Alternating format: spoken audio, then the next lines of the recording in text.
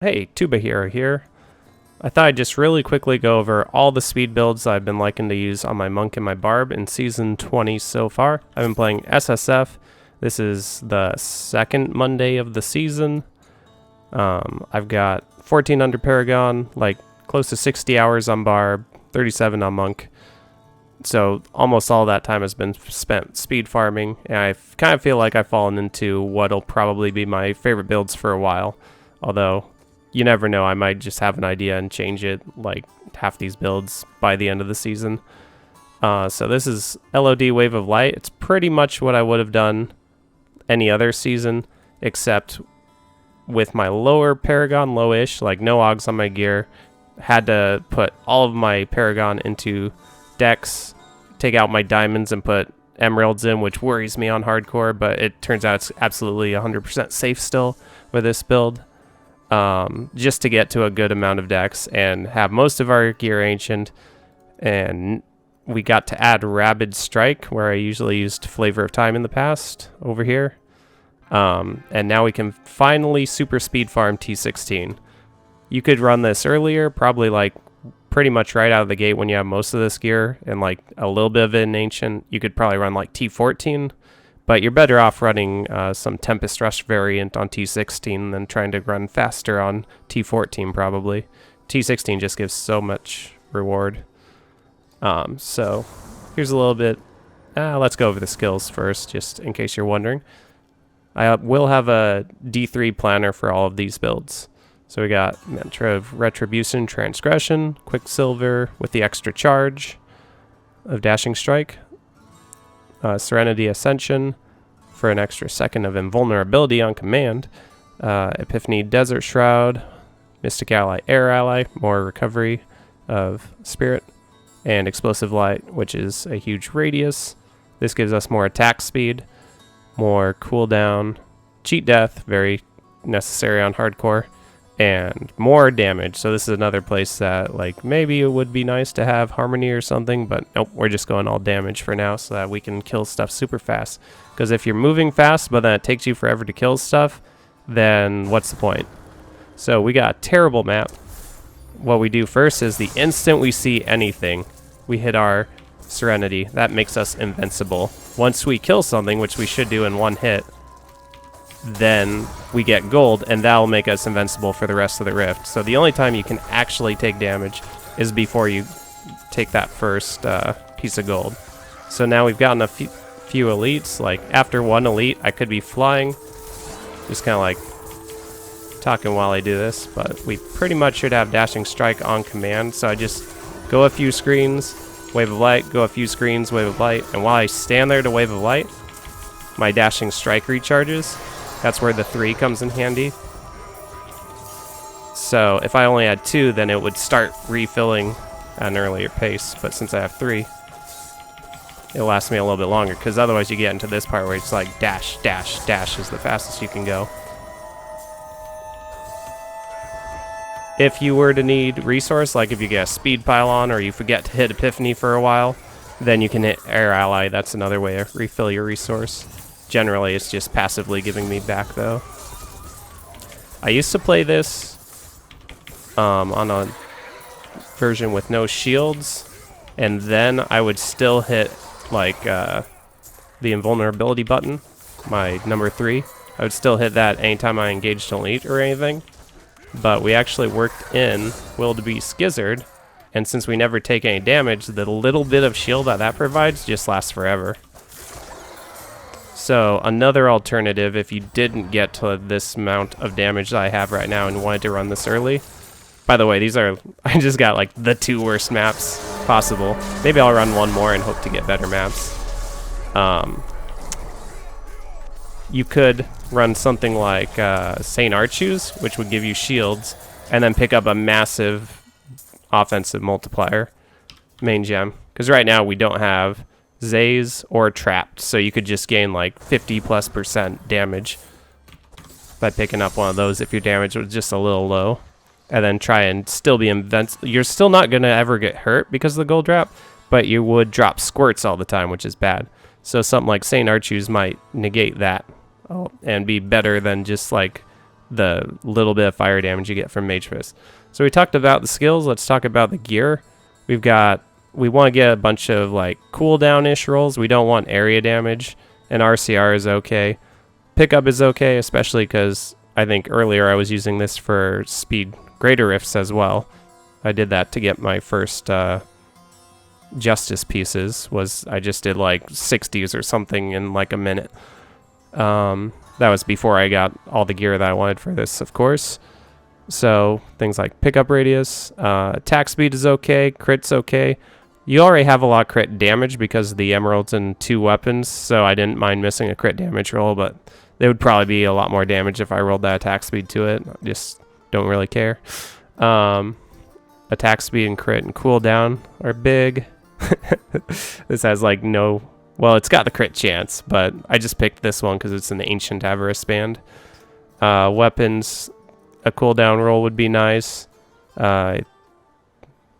Probably should just roll this Vitality roll to cooldown, but doesn't really matter. I now have the damage, and since this isn't like a Captain Crimson build, cooldown doesn't equal damage. So maybe you could go like 10% damage if you were low on it, or CDR to just have even more dashing strike up time before you get Ingeom. It can take a while to find your first enemy.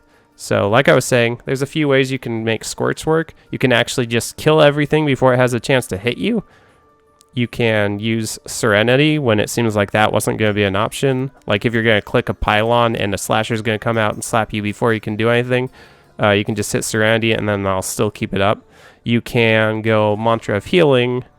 I've never done this strat, so I'm not sure what exactly it looks like. Activating it gives you a shield, so you could just spam that, and that would work if you don't mind spamming a skill the whole time that you're playing Rifts. We have Nems, of course, to get more elites, which leads to faster clear. And we basically just elite hunt all the way through. So this time, I'm going to try a little less talking unless something's interesting, and just see how fast I can clear. Starting in Plague Tunnels.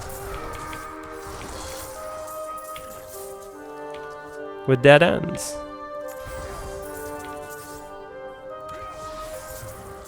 But yeah, very, very, very, very theoretically glass cannon, but 100% hardcore safe instead of being super scary.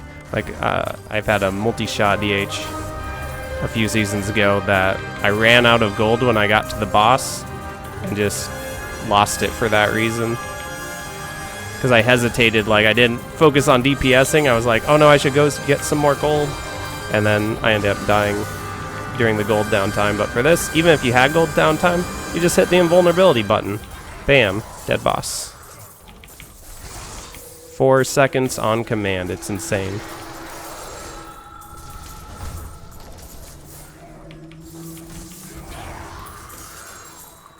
I'm a lot less apt to... Oh my god, Shrouded Moors again!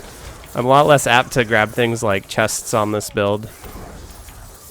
Chests and armor racks and things, because I just want to get to the next elite and the next elite. I will stop and blow up a room full of trash, but that's like the only stuff I'll stop for. This is just... They just don't want me to have any fast rifts ever. This mob type is notoriously low elites. This map is notoriously low elites. Oh my. You're gonna think this is the slowest rifting build in the game watching these runs. So hopefully we can take this speed pylon and just like get out. Okay, there's another elite. As long as we kill one every 15 seconds, that's all the more we need. So that was a relatively quick skip of that floor. So yeah, this is how I plan on farming all of my keys until I get to a point that I want to farm some GRs on the Barb, but want to keep pulled. I'm not at that point yet. But then I'll do some Barb keys, but they're way slower than this. Oh, gems. I'll take gems. I do lots of Augs. I'm planning on pushing 7 classes this season, so need a lot of Augs, which means lots of gems.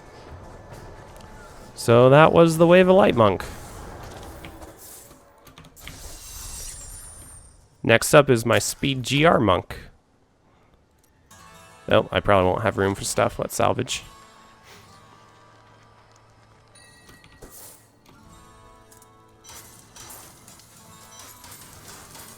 I am hitting enter right after I left click, and that's why there's not really a notification window most of the time. So I'm currently farming really fast 100s with Cold Tempest Rush. Lightning Tempest Rush is much better for anything super speed like T16. You can handle T16 with it like right the instant you get Justice set, especially if you have Captain Crimson as well.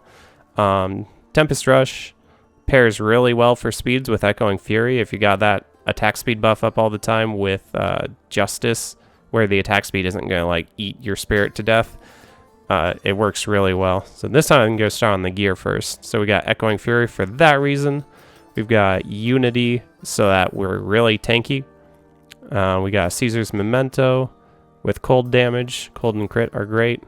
Some great rolls on this build will be any way you can increase your overall damage. That's not necessarily through like a sheet attack speed roll, but it's better than RCR, I guess, as I put an RCR gem in my helm.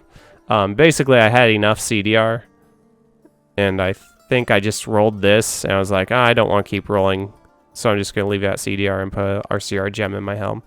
Anytime that you have a build that uses both CDR and RCR, and you get an overflow of one, you can actually just swap the helm gem to Topaz. But anyway, so we got this nice trifecta Ancient Cold Squirts. Crits, cold, area damage can be really nice, actually, even when you're speeding, because if you have a bunch of enemies next to each other, you have a chance to like crit on maybe 2 of them, and then, or let's say you crit on 3 of them, and one of them does area damage, and all of a sudden everything's dead because of that. Whereas if you have like no area damage, it might just kill the few things that you crit on, and then you have to attack again and again until they're all dead. Let's just go over all of my gear first. So we got crit Tempest Rush on the helm, super ideal. This was just like the first primal I got, and it has a secondary res, which is nice with Harmony on Monk. We got a secondary res and armor on belt. So on belt and boots, it might make more sense to just get all res, especially if you want to consider going without Harmony at any point. But armor and single res seem to be more damage, or more toughness slightly, as of when I was like just swapping between the two on a piece of gear. I think I had 2 similarly rolled pieces of gear, but one had all res and one had armor and a single res, and my toughness actually went higher. Even though it said it would go lower, when you compared the 2 pieces, like it said negative toughness, that didn't factor in Harmony. So when the Harmony got factored in, toughness actually went up.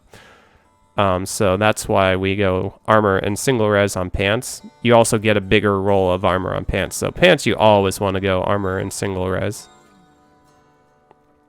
Lots of pickup, kind of like all speed builds. I like to have lots of pickup.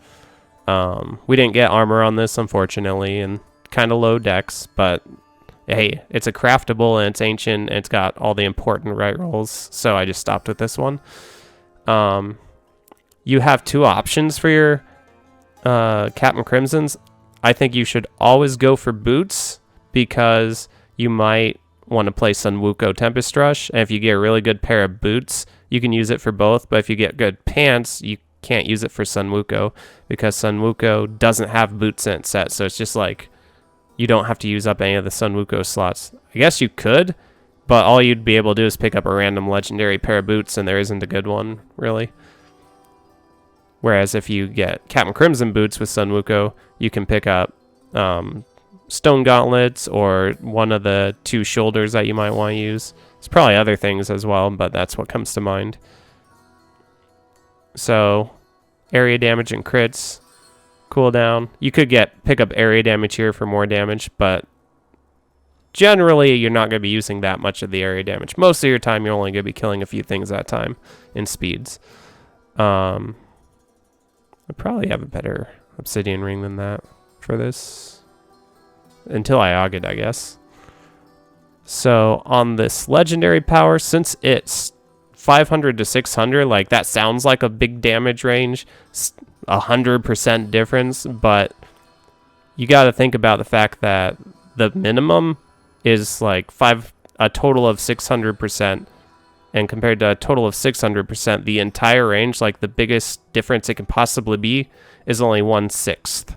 So if you get one that's 600, awesome, great, good for you.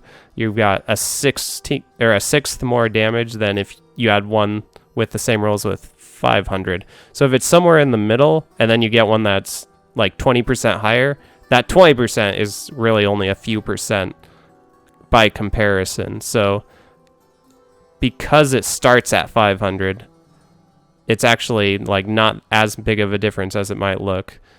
But anyway, want rolls like cooldown can be nice, but doesn't give you that much more damage or anything. It's just nice to be able to like dash more often. And I'd swear I saved this differently, but I keep finding it back at Way of the Falling Star. Hang on. In the cube for this, we have Balance, Nemesis Bracers, Ring of Royal Grandeur. I always like to have Nemesis Bracers when I'm speed farming. If you were to go higher than a really super speed farm and things actually have a chance to attack you more, I would probably be dropping Nemesis for something defensive like the shoulders. Or maybe you want to drop the squirts and pick up something offense like you could pick up Furnace or COE would probably be the main two. Or split the difference and go Mantle of Channeling. I'm not sure how that interacts with this with the 1 second delay though. It might like not be up most of the time. So we are going with the defensive Dashing Strike. The same reason that we go for the defensive gem here, even though we don't need the resource cost reduction. That's still 12.5% less incoming damage. Real quick about Captain Crimson. It gives you more damage based on your cooldown, and that's the exact amount, so it gives me 56.1% more damage. It gives you more damage reduction based on your resource cost reduction, and that's also the same amount. It is 37% less incoming damage, but they function entirely different the way you stack it on gear. So in both cases, it'll look like you gain by the same amount. If you pick up another roll on gear, it'll like your RCR goes up by the same amount as your CDR would if you picked up that same amount. But the CDR is affected by like doubly diminishing returns, and the RCR is not affected by any. So if I pick up 12.5% RCR, that's 12.5% damage reduction. If I pick up 10% cooldown, that's like 3% damage. And the reason for this is just because of the way damage reduction has always worked, which is as you approach 100, it becomes more valuable. So, trying to think of a good example of this, but let's say you have 50% already and you get a 10% roll somewhere. Well, that 10% will take away 10% of your remaining 50% of your original cooldown, so it'll bump your cooldown or your RCR. It works the same with both, but on the sheet it'll go from 50 to 55. So something that was hitting you 50 is now only hitting you for 45. So it reduced 10% of the damage.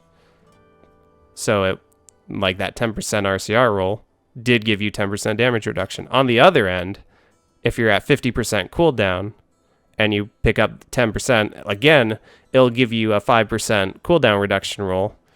But instead of going from this case where you're taking 50%, now you're taking 45%. You are doing 150%, and then you're doing 155% damage.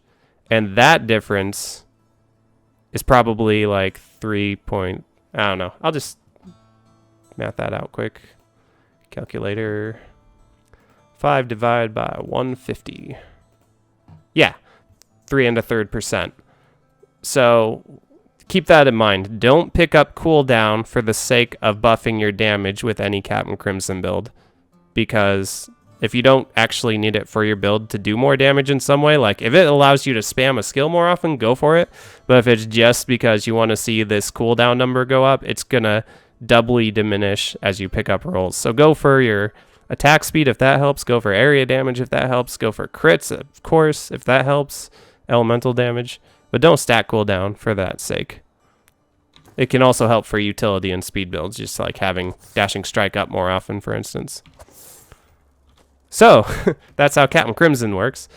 We got squirts on, so we don't have gold wrap anymore. Our only way of preventing this shield of 266,000 from diminishing is just to not take damage. We have a few things helping us in this. Our Cyclone Strike freezes everything that gets pulled in. I should have probably mentioned, hitting with Tempest Rush will activate Cyclone Strike. Both skills deal extra damage, so the main reason you use this is to deal extra Tempest Rush damage, a lot of extra. Balance also gives us more, and these others are just kind of needed for the build. Needed for the Captain Crimson, needed for the extra elites. So we are constantly Cyclone Striking things. Our Cyclone Strike then freezes everything, which then means that we do extra damage to them because of this Caesar's Memento. So there's multiple ways to pull this off. I go with Cyclone Strike, Wall of Wind. You could also like blind. You could even... There's a rune of this that causes you to stun things all the time. Every 10 seconds to stun your next attack. And that goes off like all the time. But it's not as big of an area as just everything that you hit getting Cyclone Striked. We take Inner Storm for a little bit more spirit regen, because what else am I going to pick? These are all kind of useless. And also you get all runes with this set anyway. So that was more of a habit than anything, I suppose. This gives us extra dodge chance. Dodge chance works just like the way RCR worked with Captain Crimson, in that it'll look like it's diminishing on your sheet, but it in fact equals damage reduction. So we have 35% dodge chance for Mantra of Salvation. Agility. Right? So this 40% you might think takes you to 70% or 75%. No, it takes you to 61. But what it did is it allowed you to dodge 40% of the stuff that you weren't going to dodge before. So you're already dodging 35, which means you're now only taking 65% of hits. Now you're only taking 39% of hits. And that is 40% fewer hits. So only taking 39% of hits makes it a lot harder to drop your squirts, which is really important. If you kill stuff fast and you have high dodge and stuff, it can stay up most of the GR. For passives, I like Harmony, especially if you can stack a bunch of single res. If you actually put your gear together and you realize, oh my gosh, I've got like gold here, I've got thorns there, and you don't have like single res stacked on everything else like I kind of do. If you only have 3 or 4, maybe even 5 rolls, especially if you got a lot of non-ancients, you might just go for Guardian's Path, and then we can go from dodging what we were dodging, 30 or all but 39% of incoming damage. Now we're dodging all but about a quarter of hits. So you might get hit pretty big, but you won't get hit often. Let's go back to Harmony. That almost always, when I picked it, shows up as more sheet defense. But Harmony is going to smooth out, like, give you a lot more of these resistances. So I've been speeding hundreds with this recently, and it's been going pretty well. So I hit my Sweeping Wind at the beginning, because you need to have Sweeping Wind up for something. I think you need it for the 6-piece on this set, actually. And down here, under my cursor, there are stacks going up with the Cold Rune. That's just basically like a whole crap load of extra damage that you can charge up and release whenever you want. And I like to just kind of spam it all the way through. So it kind of ruins the point of this big charge up thing, but it just does way more damage than if I picked something like Lightning. I'm going to try and make this dash. Oh, I couldn't. Some days I can, some days I can't. So the idea is to one-shot stuff, hope that we don't drop our squirts. We usually do a few times throughout the rift, but if you get like a shield pylon, then, oh, speak of it, guaranteed squirts uptime, so that's really nice. It's nice to appreciate shield pylons again. Even on hardcore, if you got a good speed build, you might just be like, oh, that's a useless pylon, because you just never take damage. Most of my GR speed builds, the only time I take damage is from messing with Moltens. So I'm trying to do less of that this season. It's been going pretty well, but I still sometimes do. So I'm killing all the trash because my movement speed isn't super great. So I might as well just kill everything I can on my way through. You could alternatively just go elite to elite, but unless you know where every elite is, this might be more efficient, because from playing a lot of impale and moving super fast elite to elite and killing them fairly quickly, it still can take like 5 or 6 floors to get a clear if you're doing that. So I prefer, when I can, to kill everything, and that includes with this build for sure. There's a few mob types that are really bad, kind of like they are with just about everything, but like the Hulks and red zombies are pretty bad with this because they usually won't die so quick and they're in low density and stuff. So that might be a type that I'd consider like just skipping it if there's like one Hulk. Although theoretically you might always crit on them because they have such low density. Something I forgot to mention is this uses the balance in the cube, and that makes it so that if you have 3 or fewer enemies, you always crit. Really nice against the Rift Guardian.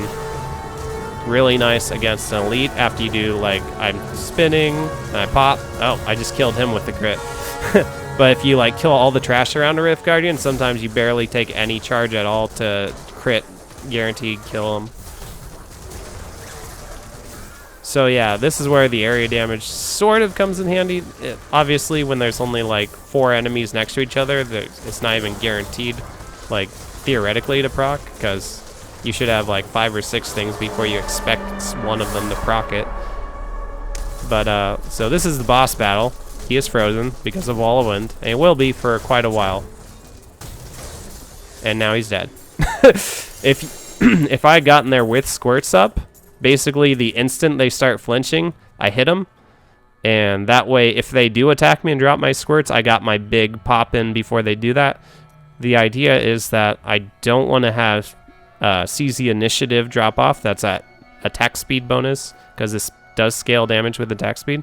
I don't want them to hit me with before I drop my big attack, because then I'll drop squirts. But I don't want to hit them too early where I end up doing a lot of the fight with them below 75% HP and not getting CZ initiative. Let's do just one more.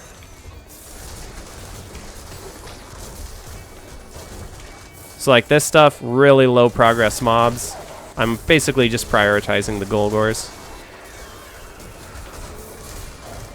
Fallen. And then we get Festering Woods. Forgot to see what time that last one was. It looks like about 3:15. That's definitely on the slow end. I'm not happy with that. I don't think we got a power pylon though. Although this isn't a Flavor of Time build, so pylons are less impactful on your overall time. It must have just been bad maps or me not being able to play while explaining things or something. Usually I get under 3 minutes with this build. I don't know if I've ever gotten under 2. I think it just moves too slow for that. Watch the speed the under 2 time. We do have speed and a power right now. So when you get a power pylon, you can kind of forget about your squirts. Usually I'm like trying to gingerly play around elites. If I'm ever in an area too long, I go to a different area for a bit. Like that guy was shielding, so I didn't even want to hang out there. Now I'm back. But if you have power pylon, then you could drop squirts and still be doing over twice as much damage as you normally do with it. So you're still like one-shotting everything. We got conduit. That's whatever. It doesn't hurt us. It kills a few things, so it's all right. 2%. Let's not have to go to another floor, please. Oh, good. All right, so we still got squirts up. This time, once he flinches, I'm just going to dash into him. Boom. That was sub 2. Okay, I guess they do sometimes go sub 2.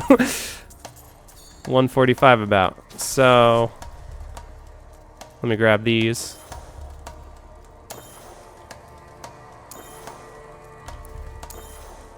I've mentioned dropping stacks, but I forgot to say how you do it. So, Tempest Rush.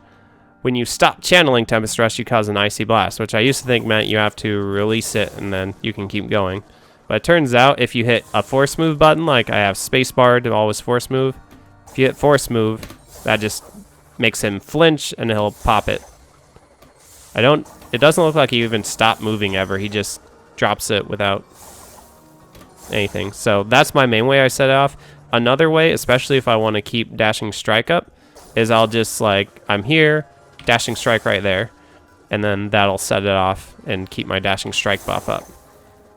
What I don't like to do is say there's an elite over there. I don't like to Dashing Strike to them to pop on them, because it does go at your location that you end. It wouldn't set it off here, it would set it off there. But he probably isn't already CC'd for the Caesars. So I feel like if I've dashed across the room to something, it doesn't take a whole lot of damage. But if I'm near them already and I hit dash, it drops it and does a lot of damage. So that is Justice Tempest Rush. Great for speed farming because you're able to fit in Echoing Fury, seize the initiative, and not need to stack a ton of RCR, which means that you can pick up more like Vitality and all res and things like that. So that's nice. We also have a couple bounty builds. Basically, the only difference in them is a little bit of toughness. So I've got this tankier one that's kind of like what I did in non-season / last season on EU. I did a little bit of Tempest Rush bounty farming and I really liked it. So I decided instead of just building a DH right away for bounties, I would try it on Tempest Rush again. And I realized, oh my gosh, we can use 5 different weapons very effectively. So I was using Warzekians and cubing Caesars, or, you know, you can always do it the other way for more movement speed. But then I realized, oh, I could drop Warzekians and pick up Ingeom. So I'm fast all the time anyway, but I can also have Ingeom. So if I do kill a random goblin or an elite pack, I can just dash crazy in bounties. But anyway, this is mostly based on having a higher movement speed. And then that is just some extra icing on the cake to be able to do the dashing. So I'm actually going to start off on the squishy version. This works for every bounty except for some bosses. It would work theoretically on any boss, but I just don't want to risk it on hardcore fighting like a multi-ale with this, because it doesn't have much toughness outside of the gold wrap at all. I do have Desert Shroud.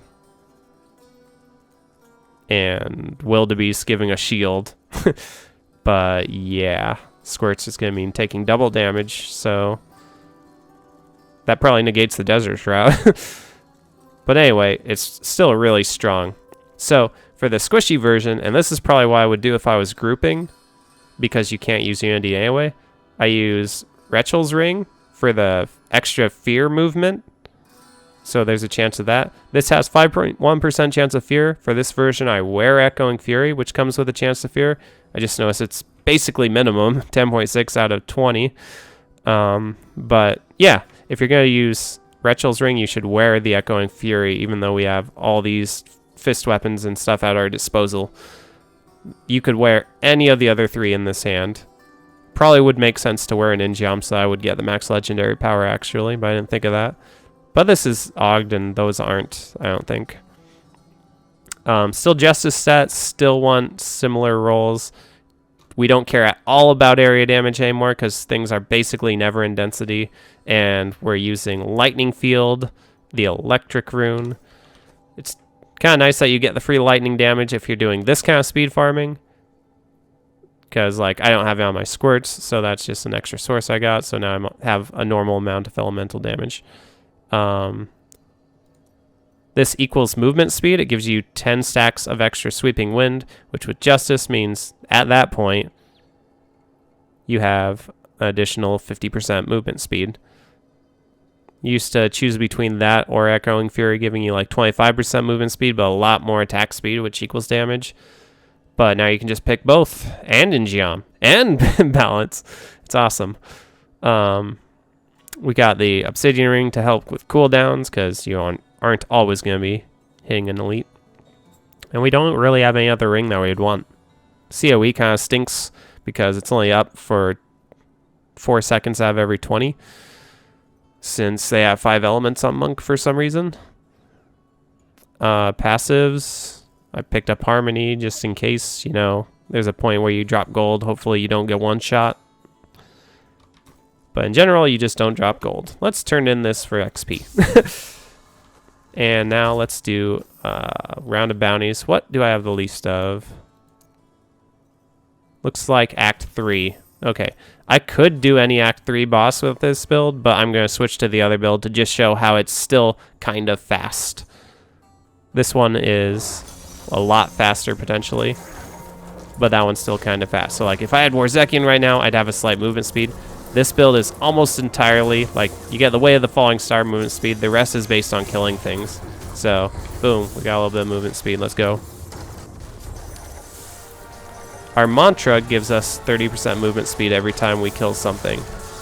Boon of the Hoarder gives us 30 movement speed, 30% every time we picked up gold. Echoing Fury gives us 25% movement speed every time we kill 5 things recently, or 1 thing recently after we've got started. We got a Goblin. Vengeful Wind, if we're up to 13 stacks, gives us an extra, you know, now we've got 65% movement speed. So now we're flying. Now we're cruising. And we actually have Ingeom, so if we were at that part where we weren't cruising and trying to get to this floor, we could have just like insta-dashed all the way to this floor. But unfortunately, we got the Goblin right before it. We one-shot everything, pretty much. I don't know how fast the leads die. I wasn't really paying attention, but it's pretty fast. So our kill speed is okay. The only thing we don't have is a full screen clearing ability like Wave of Light or multishot is the tried and true normal bounty farming build. But we can move super fast, and just the ability to dash through walls is nice, or over pits or whatever. Not for this GR, or not for that bounty. It wasn't super, like, I didn't get much benefit out of the Ingeom or the ability to dash. But on some it will. It'll make a big difference. So, we got our speed going again. Cursed Chest. I believe this will be a wave bounty, but anytime you get a kill amount of enemies Cursed Chest, it's nice to just teleport out of there and come back to it later, because it's like 40 seconds that don't impact the bounty, and you could do another bounty and then just take your teleport back. If you do that, make sure that you hit M or whatever brings up your map to map teleport back to town after you do the other bounty. So yeah, this is a wave bounty, so we won't be doing that. You actually have to kill everything in this one.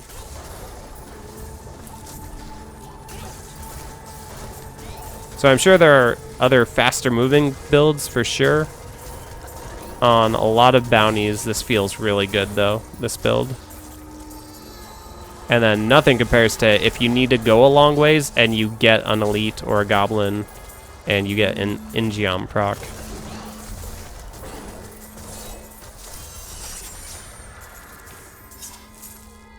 Kill Gom.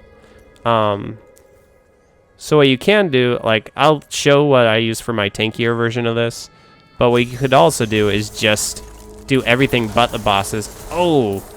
So now we get to skip this floor because we got the early proc. Just teleport. I'll still kill things occasionally because, like I said, a lot of my movement speed comes from killing. So yay, that was an ideal situation. You actually, after killing like a boss or something, can Ingeom into the next location a little bit. Not a boss, I guess, but if there's something that you have to, say, kill an elite pack to end it, or a purple mob, sometimes you can get away with that. Alright, we got all our kills. This one cruised. This one, it was really nice having this build.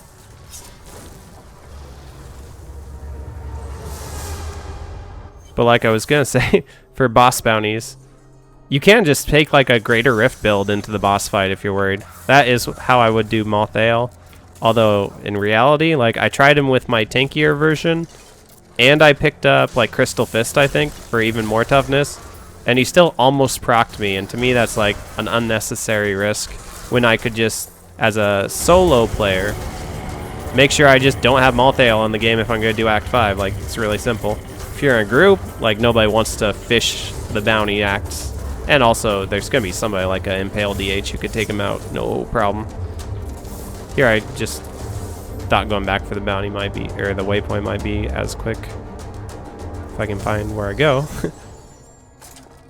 So, like, you could go to the if you have Malthael as the only one left, just, like, take your GR build. It's built for much harder things than that. He still might be scary, but you shouldn't die. That's what I did last season. I had a really squishy UE build. UE Unhollowed Essence multishot. For the rest, normal parts of bounties, I just swapped to impale for the bosses. So this is my tankier version. We picked up Unity. If you're in a group, you couldn't pull that off, but you could swap. I feel like there were a whole bunch of weapon options. You could swap either the Engiom or the Vengeful Wind for a Crystal Fist or Lefebvre's or both, and then you're 75% damage reduction. Oh my gosh, you'd never die. So that would like make even the scariest boss way less scary, possibly just perfectly fine. Don't pick up Unity if you're playing a group though. Somebody else might, and then you're both dead. Well, technically one of you would die first, but you don't want to be that guy.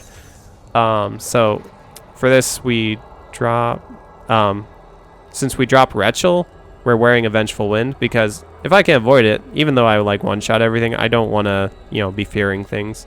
I guess it wouldn't really matter because I kill stuff so fast, but in general, I didn't have an Ancient Echoing Fury, so when I first set this up, I set it up with the Vengeful Wind. But in general, if you're not one-shotting everything, you don't want things running away from you. You don't want to wear an Echoing Fury if you can cube it.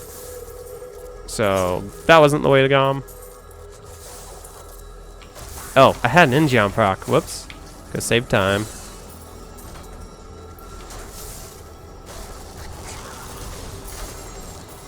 Helm. DBs. Go. So this will still freeze him, even though it's not the Cold Tempest Rush. I still have the Cold Wall of Wind Cyclone Strike. So if you're fighting like a Urzael, where it's like, oh no, I hope he doesn't hit me with some big attack, you can actually just kind of freeze him in place. But watch out for the boards falling around him.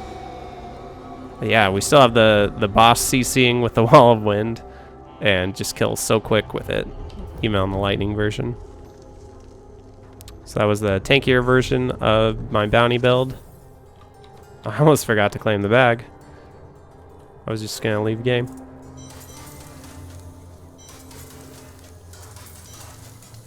Still really fast, still get the Engiom. I just dropped I dropped Retchel's Ring, which is an additional occasional burst of speed for Unity.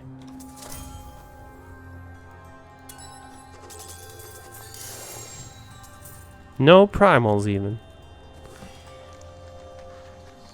Let's go ahead and throw this stuff over to the Barb next. Last thing I want to show is just my Barb speed farm build for Greater Rifts. Yeah, I got Crisbins though. I am playing every class this season, so all this Necro gear just fell on Barb or Monk. I gambled for offhands. So I've been doing that with like every class. If it's like, oh, there's a Crisbin. Oh, there's a Blessed Shield weapon. Now that I'm playing Blessed Shield on Crusader, but I did while I leveled it to 70. So that was nice. We got a new Avarice Band. It's not Ancient, because it wouldn't be hard to get an Ancient upgrade for my Monk at this point. Let's throw these gems in the stash.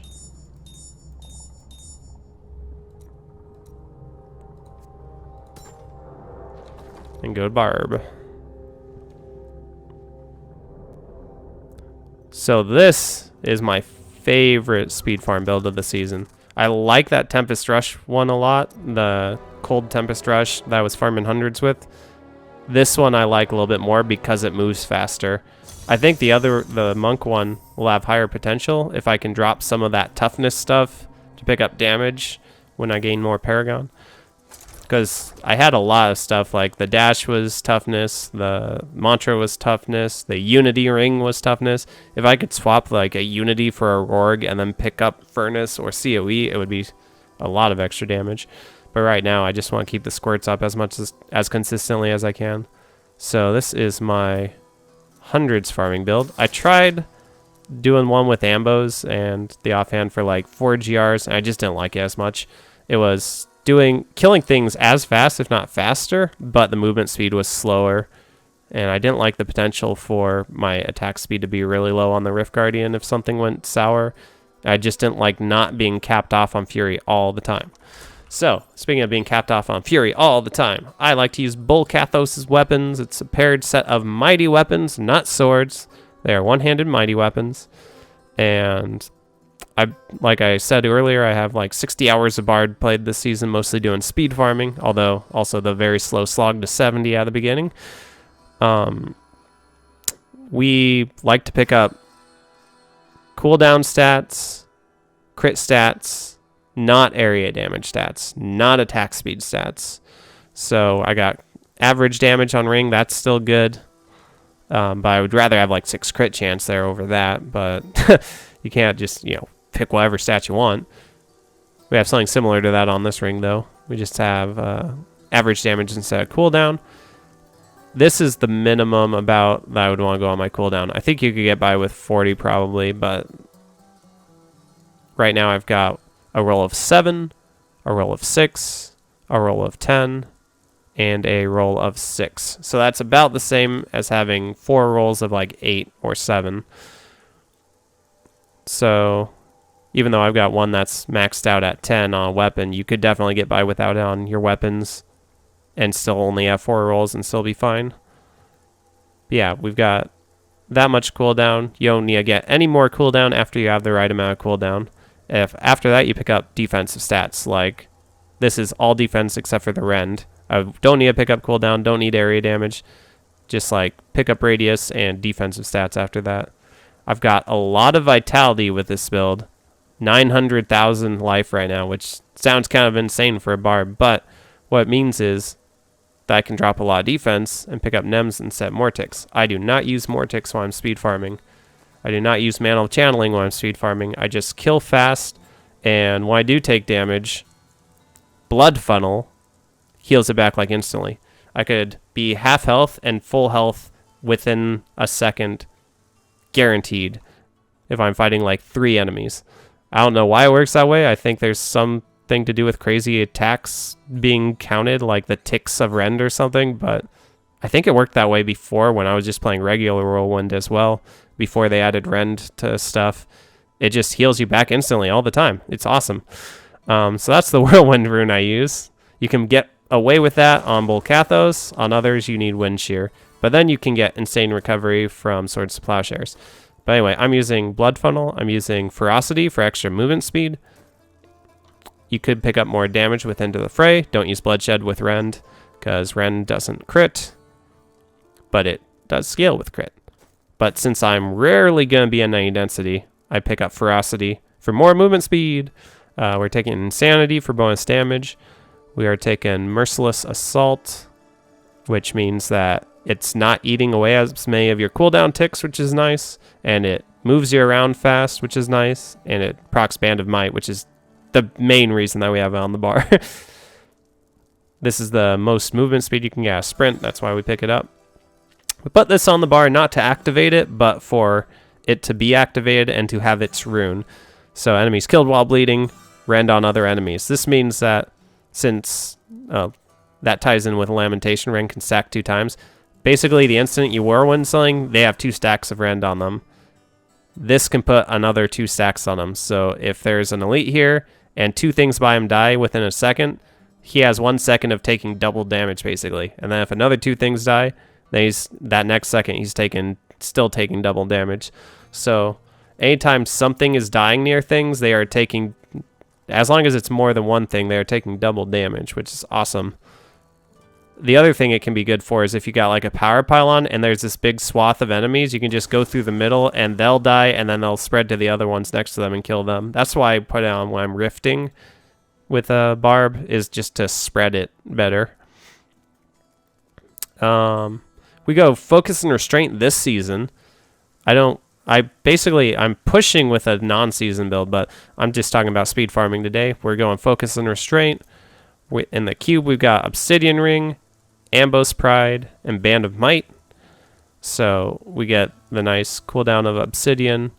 We attack very quickly. Bul-Kathos gives you 45% increased attack speed while whirlwinding. Ambo's Pride applies your rends to everything you touch with whirlwind. And Band of Might gives us, you know, we only take 20% damage. We take Flavor of Time for speeds. I love this for speeds because you see so many pylons and like shield can be up for the entire GR. It's amazing. Nemesis, I always try to take for speeds for a build if I can. Lamentation for the extra rend damage. Passives. Here is a thing that I would only recently, with all of my main stat and Augs and stuff and good rolls, be on all offensive stuff. So earlier in the season, I was doing like, by earlier, I mean a few days ago, I was doing like 93s with this because I wanted to kill super fast. And I also had more defensive passive stuff picked up. Like instead of Ruthless, I think I had Superstition. So I would say early season, or if you're under 1,000 Paragon, definitely, if you want to go with no Mortix, pick up more defensive passives. This gives bonus armor, which is toughness. This gives bonus non-physical damage reduction, which is toughness. Those are the main ones. If you're on softcore, I would suggest picking up Nerves of Steel, at least early. If it's never being used, then drop it. But I found a lot of use for it on softcore even. I just like accidentally pop into a Molten and then glad I had it. Last season I played softcore. I pushed Bul-Kathos to 142, I think. Yeah. So I played a lot of Bul-Kathos Barb. Last season being the crazy theme that gave everybody tons of higher clears than they'd ever had before. So we talked about skills, passives, gear. We are full on shards though, so let me spend some of those quick. I'm going to go for Mojos, looking for Spirit Barrage. Like I said, I'm playing all 7 classes this season. So my Barb is well geared already. I don't need to gamble more for him. I'm going to be farming enough that I might find some upgrades that way. But anything I would gamble for would be like the 25 shard gambles that are pretty likely to get upgrades. And right now, the only one of those that almost makes sense is to go for the belt, because I got one that only has 127%, but oh my gosh, it's got all res, it's got percent life, strength of it. I'm happy with it. So now we got definitely enough space for shards. So this is our super speed farming build for Barb. So you don't have to ever manually rend. Sometimes I just kind of do it out of habit. Like there was so much density, I just wanted to manually rend it. Manually rending is how you apply area damage, but I probably only have the 50% from Paragon in this build because I had no plans to use it. And the idea is that we just kill everything very, very fast and move very, very fast. Kind of like our Wave of Light Monk, but melee. So if there are trash mobs by elites, they'll die a lot faster, whereas this was an isolated pylon and nothing around it. It took a little longer to kill those elites I'd like. And my goal is for every rift to be under 3 minutes. They aren't always, but they're almost always. I think I might have found some upgrades since I set GR 100 as my tier though, so it's probably a lot easier now. The only scary thing about this build is the boss. Rift Guardians, you know, 3/4 of them perfectly fine, but there's like 4 or 5 of them that are super scary when you don't have much toughness. And if I'm trying to like just be really, really dodgy and I'm not engaging them all the time with the Whirlwind, they're dying slower because I'm not stacking the Stricken. And also I'm recovering less if they do get a hit off on me. So ideally, I have either a power or shield for boss. And because we're so fast, it's likely. But like I got a shield at the very beginning, and that power might have come just too early to have it for the boss, but we'll see. So I'd really like for one of those to be up for the boss, but even if they're not, most bosses are easy peasy, just stand there and whirlwind and they're dead. Okay, we have both up for this boss, and it's an easy peasy boss. So this will be a super fast kill speed. It's gone. And that was a 2 minute and 4 second Greater Rift. Basically, as long as I didn't grab the shield pylon in the first 4 seconds, I had it for the boss. And even if I did, I would have had it for a few seconds of the boss. So that was a really ideal scenario of getting the power pylon. I guess I could have gotten it even a little bit earlier and had it for more of the rift. Let's do some more.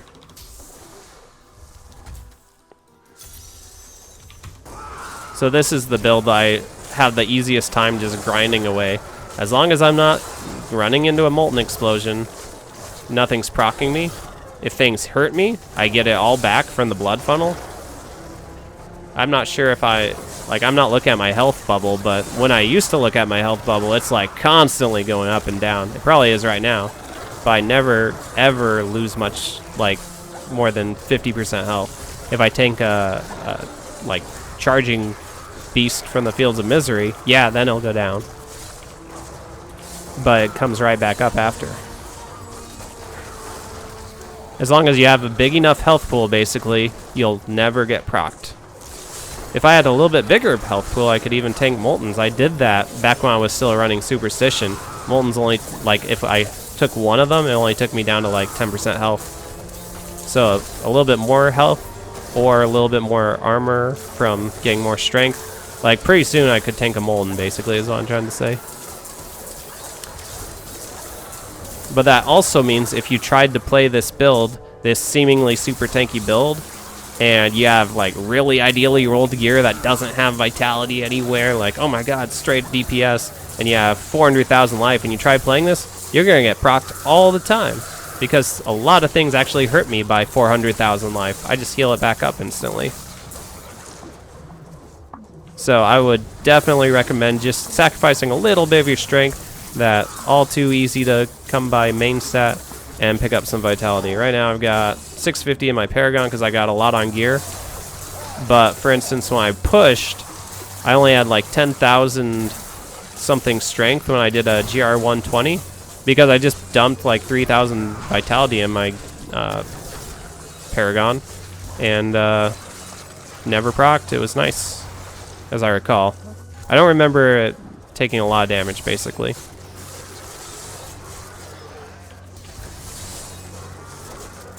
Oh, we're gonna have power for boss, and we're gonna have shield for boss. So we're 2 for 2 on that. I might run one more GR just, you know, so you can see what it's like without having a power pylon, or maybe skip a power pylon so you can see the still pretty quick boss kill speed.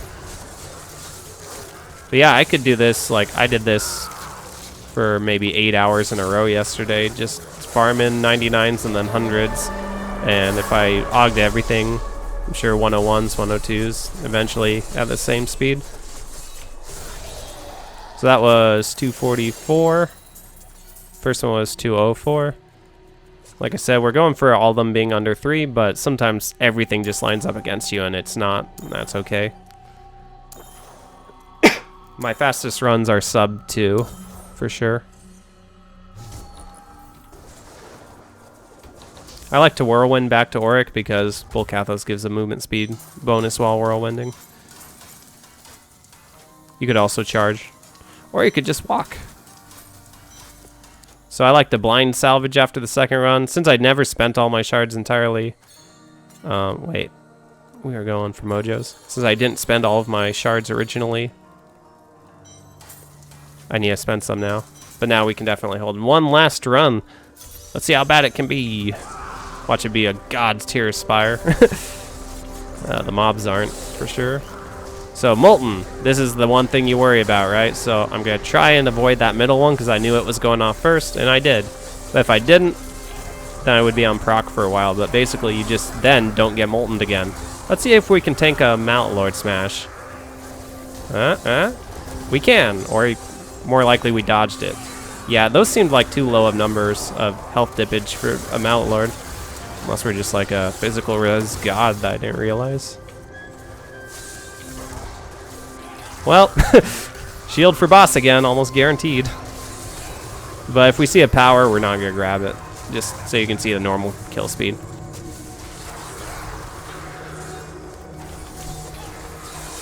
So Bul-Kathos weapons alone keeps up your fury pretty well. But you might find it randomly really low, and that's probably because you're spamming sprint or you're spamming Rend. That would be a really silly idea. Spamming sprint, and or you get a speed pylon. Speed pylon is going to increase your attack speed and therefore the amount that you're using from your Whirlwind. So like if you're Furious charging a lot, that'll recover that. So maybe less sprint, more Furious charge at those moments. Right now I have a channeling shrine, so it's not gonna matter what I press. So yeah, you can do that if you get speed pylons and then you run low on resource.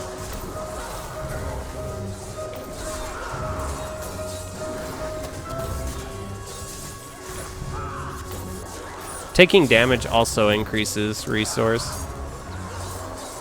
So if you might only have that happen very randomly when you have speed pylon and shield overlap. If you look now, like I sprint and my Fury never quite recovers until I charge again. That's because I got a speed pylon. So we want to get this boss while we still got the shield, but just show you what a normal kill speed is like. Okay, yeah, this guy would have been fine with no shield. Most bosses are fine with no shield. Infernal Maiden, Blighter, Ryzael, and Arathon are basically the only ones I even worry a bit on. And by a bit, on some of those I worry quite a bit. Like Ryzael, he has this Holy Nova like shotgun attack, and it will one-shot you, like almost any build, it seems like. So for that, if I'm not going crazy fast with a speed pylon and actually have some control under myself, I like to just hide behind the Templar when I see him charging it, and then the Templar tanks it and he doesn't take any damage, so it's fine. Blighter, I try to do a lot more towards him, away from him. And if he sticks his hand in the ground, it's easier to go against him. If he punches you consistently, it can hurt you more than you're healing back by staying on him. Infernal Maiden is just scary. She has an occasional like ton of attacks, so I don't know. I usually waste a lot of time on Infernal Maiden trying not to get procced. What was the other one? Arathon. I actually have been, since I've started swirling more just like constantly around him, I don't take his big hammer swings, and he's been a lot kinder to me. I haven't gotten procced on him in a while. But basically, I just respect him a lot and, like, swirl around him. There's a pretty big radius of your Whirlwind to apply Rend, so, like, right now I'd be hitting Urshi with all this for sure. And then since I'm constantly spinning around him so much, I'm constantly changing direction. If he swings at me, I miss it, like, every time. He also shoots 3 poison balls in a row, but usually 1 or 2 of those miss as well. Otherwise, you could try and hide behind Templar, or just go away from him and dodge him sideways. But then he will probably just charge at you anyway. So yeah, that is Whirlwind, Rend, speed farming 100s. Early season, it'd be more like 90s. But now I've got 16,000 main stat, like all the crits I could want, except for on Flavor of Time, because Flavor of Time. And ancient weapons, this one's primal. Like, I've got good gear and a bunch of main stats, so that's why I'm doing 100s with this. You could easily go higher than this, but I would probably feel more comfortable doing that with the Mortix and not the Nems. So they'll only slow you by like an average of probably 3 elites worth, but it would be so much tankier if you just wear Mortix. And then you can still speed farm like quite a ways higher than this. But I just want to get as many gem ups as I can get. So basically this is my version of doing Wave of Light gem ups, but also gain a bunch of Paragon at the same time. Not doing like 60s or 70s, or this season probably speed 80s that give basically no Paragon compared to this, just to level gems really quick. I can do this to level gems really quick. That was 225, 244, and 204 for my times. So on the middle end of 2 to 3 minutes. And yeah, I can just do that for hours and get lots of Paragon out of that playing solo. So this is my favorite solo speed farm build, I think, at the moment. But I kind of like to alternate this and the Tempest Rush Monk so that I'm not doing just the exact same thing all the time.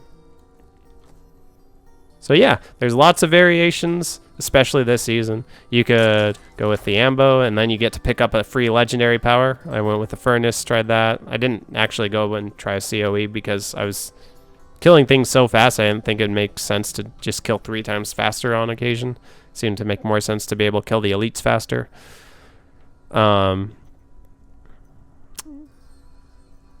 Yeah. If you do go with the Ambos, you really want Echoing Fury for your offhand, though, because for Istvons, you get extra attack speed, and their swords, so they attack fast anyway. For Bul-Kathos, you get extra attack speed. These are super slow weapons, and they will not proc Obsidian very often. So maybe you actually go like Mesher instead of Obsidian for that reason. But then if you're at the boss with a cooldown issue, you're screwed. Echoing Fury, giving you that bonus attack speed, is for that very reason of proccing your Obsidian way more often with these slow weapons. It doesn't buff your damage. On the Tempest Rush, it buffs your damage. On this, it does not. So that was probably way more information than anybody needed, but yeah, those are my favorite speed builds this season for keys and greater rifts and bounties. So I'm going to be doing a lot of those for a few weeks of solo self-found at least, as well as trying to push my other classes. See ya.